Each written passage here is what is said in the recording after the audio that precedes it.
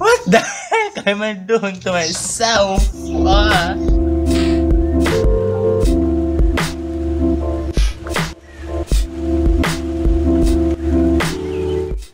Hello, it's Dino. Sa video ito, pag-uusapan natin ang iba't ibang klase ng mga nakakainis na estudyante. Simulan na natin. Number 1, ang papansin. Okay class, bring out 1/4 sheet of paper. Sir! Yes, Mr. Isais. Sir, 1/4? My goodness. Sinabi na nga ng professor mo na 1/4. Kailangan ko bang ulitin? Sila yung mga estudyante na sobrang naghahanap ng atensyon. Sila yung mga estudyanteng grabe sa pagpapapansin. Aminado ako, isa akong papansin at alam ko sa sarili ko yun. At sinusubukan kong baguhin yun. At ano ba yun? Defensive akong masyado. Number 2. Ang mga backstabbers. Hello, Bes! Ang pretty mo naman ngayon. You're so pretty. Ang ganda-ganda mo. Kala mo naman, ang pretty talaga. Ang pangit naman.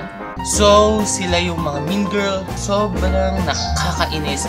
Yung sa tipong pagkaharap mo sa kanila is sobrang bait. Wow! Papawaw ka na lang. Pero pag talikod mo, binabackstab ka na pala nila. Sinisiraan ka na nila. Ano mo ba? Number 3. Ang mga feeling matalino. So, 1 + 1, ilan kaya yun? Uy, ano yan? Anong ginagawa mo? Ay, gumagawa ko ng assignment. Sige, tulungan na kita. Ano ba yan? Ito kasi hindi ko alam i-add 1 + 1. Ano bang sagot doon? Madali lang yan. Bali, ang gagawin mo lang dyan, ipag-a-add mo lang, tapos i-multiply mo, tapos i-divide mo, tapos i-minus mo, tapos pagsama-samahin mo. Bali, ang sagot dyan, 3. Ganun ba? Pero bakit yung sagot ng isa nating kaklase, hindi man 3? 2 daw. Ano ba yan? Hindi ako pwedeng magkamali. Ang tali-talino ko eh.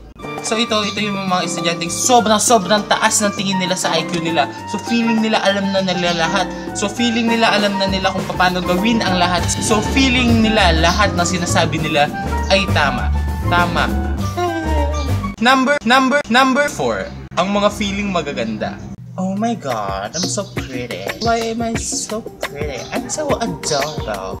What the heck am I doing to myself? Para sa YouTube, bes. Sila yung mga sobrang confident sa sarili nila. Feeling nila, ang ganda-ganda talaga nila. Sila yung mga nakakairita na feeling nila lahat ng lalaking tumitingin sa kanila is napapahuli nila. Number 5. Ang mga makaarte. Hey, bes. Pahiram ng ballpen mo. Ito. Ibalik mo mamaya, Bes, ito na yung ballpen mo. Ba't ganito na to? Kanina pinahiram ko sa'yo to, nakatakip to, Ba't ngayon hindi nakatakip? So, sila yung mga konting kibot lang is grabe kong magalit. Sila yung nakakainitang mga kaklase na sobrang makalbit mo lang yung mag-i-inarte na agad.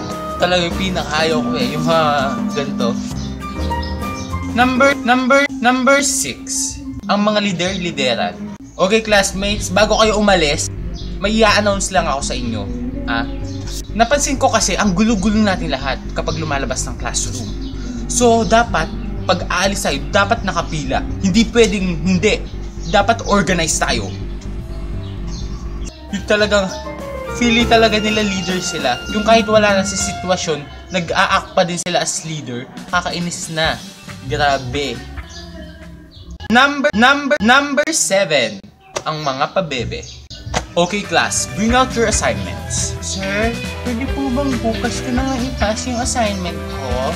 Kasi nakalimutan ko po Sila yung mga pa-cute. Sila yung mga iniipit yung boses para lang magmukhang cute. Nakakainis sila at grabe, napakadami nila.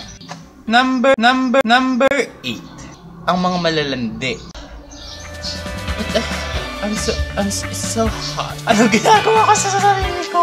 So lastly, ito ang mga malalandi. Sila yung pumapasok sa eskwelahan hindi para mag-aral, kundi para lumandi. Ba't ganun? Ang landi-landi nyo. Di ba kayo makapaghintay?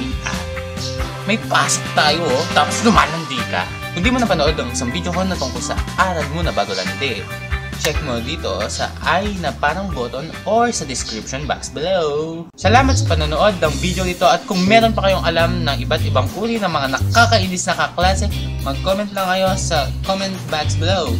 At kung nagustuhan nyo ito, pwede mag-like. Kung gusto nyo ako mapanood every week, nag-upload ako every Mondays. Mag-subscribe lang kayo dyan sa kulay red na button. So, thank you sa panonood nyo. Salamat!